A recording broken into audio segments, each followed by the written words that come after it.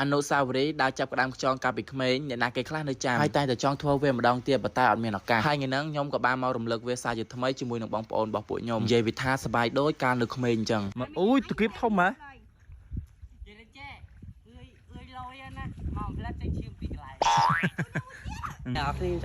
មកបងប្អូនចាំនេះមកតម្លាក់មកអូប៉ុណ្ណឹងហើយពងសាអញប៉ិនចាប់ក្តាមណា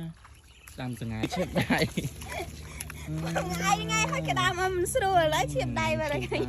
បន្ទាប់ពីធ្វើបនហើយបាន3 4ថ្ងៃបើកភ្នែកឡើងជាមួយបងប្អូន4 5នាក់ក៏បានដើរទៅវាស្រែមិនទៅធ្វើអ្នកទាំងអស់គ្នាគឺទៅចាប់ក្តាមចាប់ខ្យងហើយបើខាងនេះវិញណារបស់ញ៉ាំគឺអត់ឲ្យដាច់សោះអ្នកខ្លះក៏កាន់ឡើងទៅអាប្អូននេះវិញក៏ពាក់ម៉ូសុវត្ថិភាពទៅបើខ្ញុំវិញគឺលាប DD អ្នកអស់គ្នាគឺបើកភ្នែកឡើងគឺអត់តាមធ្វើអីត្រូវលុបមុខហើយទៅប្រើ DD មុនសិនយើងមើលអត់ឃើញថានៅវាស្រែនឹងក្តៅប៉ុណ្ណាព្រោះ DD នេះជួយការពារខ្លាំងស្បែកមុខរបស់យើងពីពលឺថ្ងៃជួយទប់ស្កាត់ពីពលឺកាំរស្មី UVA UVB សំខាន់នៅក្នុងហ្នឹងមាន SPF 50++ថែមទៀតហើយថែមនឹងជួយស្បែកមុខរបស់យើងភ្លឺនិងមានសំណើមសាច់លេស្ដើងស្រួលលាបមិនកកមិនបតាមិនឡើងមុនធន់នឹងកម្ដៅថ្ងៃធន់នឹងទឹកបានយ៉ាងល្អខាងណាជួយបិទបាំងស្នាមនៅលើផ្ទៃមុខថែមទៀតចំពោះបងប្អូនចង់បោះដុំឬរក់រាយបងប្អូនអាចតាក់ទងទៅកាន់ page ខាងលើនេះបានមកកាត់ដល់សកម្មភាពរបស់យើងវិញនិយាយពីថារុកព្រៃផងអីផងដើម្បីបានក្តាមបានខ្យងអ្នកនរគ្នានៅពេលដែលមកដល់ភ្លាមក៏ចាំយូរដែរដោយសារគេកំពុងតែរស់ស្រែអញ្ចឹងទៅមានក្តាមមានខ្យងវាហាប់មកច្រើនចូលទៅដបងគិតថាអូប្រហែលជាអត់មានក្តាមទេមកទៅព្រោះដោយសារទឹកថ្មីមានណាដើរចុះទៅបានដំទីផងនិយាយពីថាក្តាមគូច្រងខ្លាំងមិនទើទៅដើមគ្នាចាប់ហ្មងឈៀបដៃថ្ងៃហើយក្តាមមិនស្រួលហើយឈៀបដៃមកថ្ងៃដៃអើនេះក្តាមហ៎នេះត្រីเขาត្រីអត់នឹងត្រីអីទេលោកមិនដល់មានក្តាមដែរតែមិនណានេះបានច្រើនតើមួយថ្ងៃណាអត់ដែរណែមកហើយនេះបានណាហើយណាបានណាហើយបានចាំមកត្រីមួយបានត្រីពីរបានក្តាមមួយចង់ងាប់ដោយដែលឃើញនៅក្នុងវីដេអូចឹងអ្នកទាំងអស់គ្នាគ្រាន់តែត្រាក់គេអស់ទៅវូម្នាក់គឺរត់ទៅតាមក្រោយហ្មងអូយគឺសบายចាប់ខ្លាំងស្រែហ្នឹងគឺអត់មានខ្យងហើយអ្នកទាំងអស់គ្នាគឺមានតែក្តាមហើយនឹងត្រីហ្នឹងខ្ញុំថតត្រួសផងបើថតពេញហ្នឹងនិយាយថាសบายខ្លាំងមែនទែនហ្មងណាទៅឆ្លើយ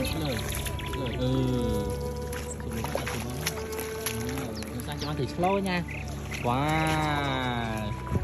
អញនិយាយដឹងបានម៉ានខាងក្រៅនេះទៅក្តាមហ៎ក្តាមខ្យងនេះក្តាមក្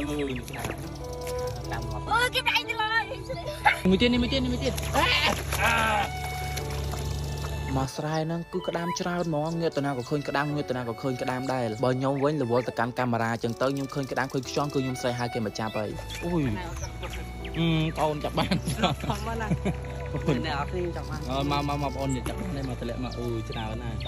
មិនថាក្តាមមិនថាត្រីនៅក្នុងនោះគឺច្រើននិយាយពីថាសិតនេះគឺស្និទ្ធក្នុងការចាប់ហ្មងឃើញអញ្ចឹងហ្នឹងនិយាយពីថាសិតនោះគឺសบายអស់ស្ទះទៅឆ្លូន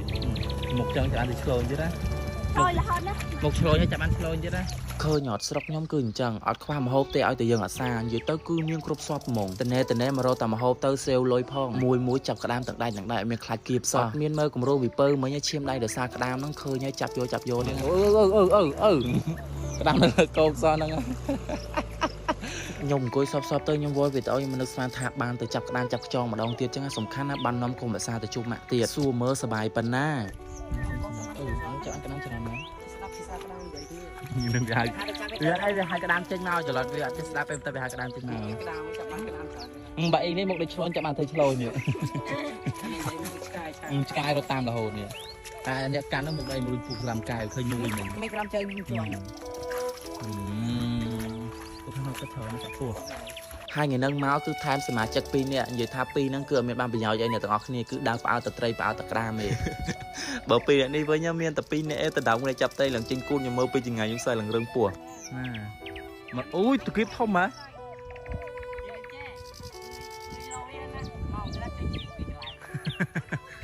សบายពេលអ្នកទាំងអស់គ្នាចាប់អត់មានគិតទេណាទូគៀបធំខ្លាំងហ្មងចាប់គៀប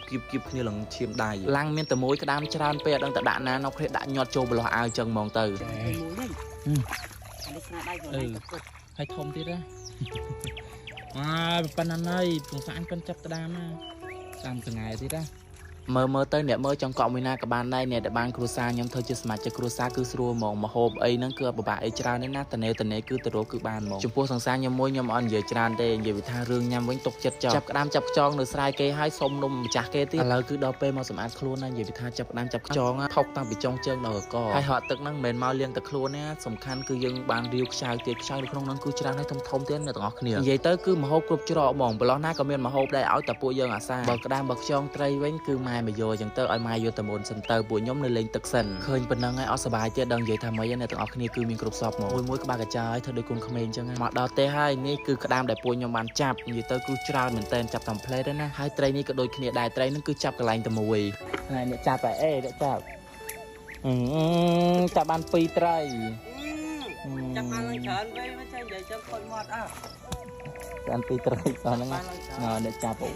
កាច់រៀងកាច់អីហើយបើខ្ចងនឹងខ្ចៅនេះវិញគឺកន្លែងនៅដងដែលពួកយើងបានរាវមិញហ្នឹងធំណាស់អ្នកទាំងអស់គ្នានិយាយថាសាច់វិញណែនហ្មងនាំគ្នាចាប់ក្តាមចាប់ខ្ចងឯហ្នឹងហើយស្ងោញ៉ាំឯហ្នឹងទៀតបើកន្លែងនេះវិញណាលាងខ្យងមែនទេមិនលាងខ្យងឯគឺនាំគ្នាលេងទឹកពេលលាងរួចរាល់ហើយម៉ែក៏បានយកទៅស្ងោឲ្យទៀតនិយាយទៅគឺអត់ពិបាកសោះហ្មងឲ្យតែយើងរកបានយើងអង្គុយចាំតែញ៉ាំទៅបានហើយរឿងធ្វើចាត់ចែងអីហ្នឹងគឺខាងគ្រួសារខ្ញុំឲ្យតែបានមកគឺគាត់ធ្វើឲ្យញ៉ាំមកឆ្ងាញ់តែបើនិយាយពីរសជាតិវិញគឺអត់មានអីព្រាបអ្នកគ្នាគឺសាច់វាលងផ្អែមទាំងក្តាមទាំងខ្យងហ្មងណាមិនញ៉ាំម្នាក់ឯងគឺញ៉ាំទាំងគ្រួសារហ្មងទាំងមុខទាំងក្រោយទាំងក្រៅកាមេរ៉ាទាំងក្នុងកាមេរ៉ាគឺគ្រប់គ្នាហើយវីដេអូក៏មានតែប៉ុណ្្នឹងឯងអរគុណច្រើនបងប្អូនទាំងអស់គ្នាក្រៅពីហ្នឹងគឺមុខបាំងទាំងអស់